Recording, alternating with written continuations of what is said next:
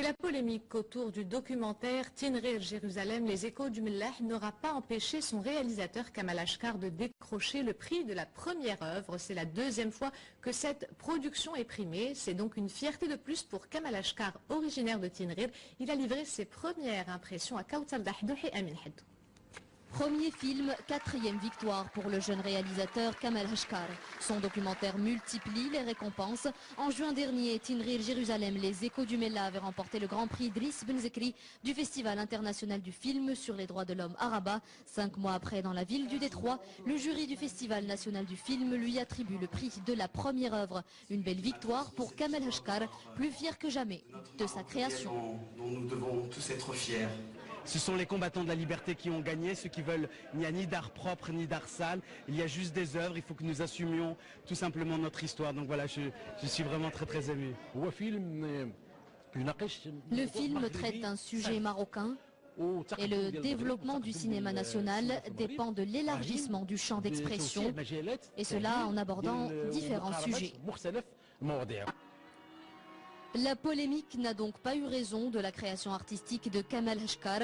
Cette récompense, le cinéaste l'a dédiée à l'un des personnages omniprésents de son documentaire, son grand-père décédé aujourd'hui même à l'âge de 80 ans.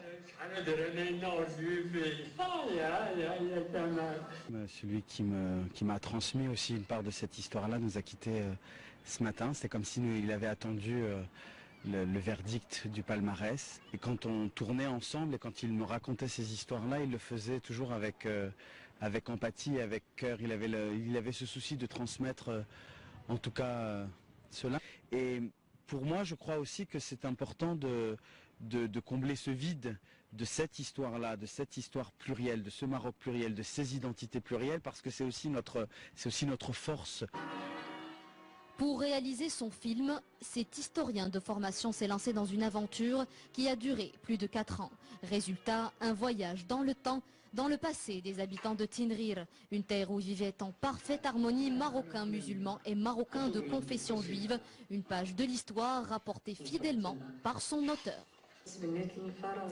Et en effet, c'est toute une polémique qui a tourné autour de ce documentaire. Certaines parties voulaient que ce film de Kamal Ashkar soit déprogrammé du Festival national du film de Tanger pour répondre à ces contestataires et préserver la liberté de création. Sachez qu'une pétition circule actuellement. Pour la signer, il suffit d'envoyer nom, prénom et fonction à l'adresse pétitionliberté@gmail.com. Dans un tout autre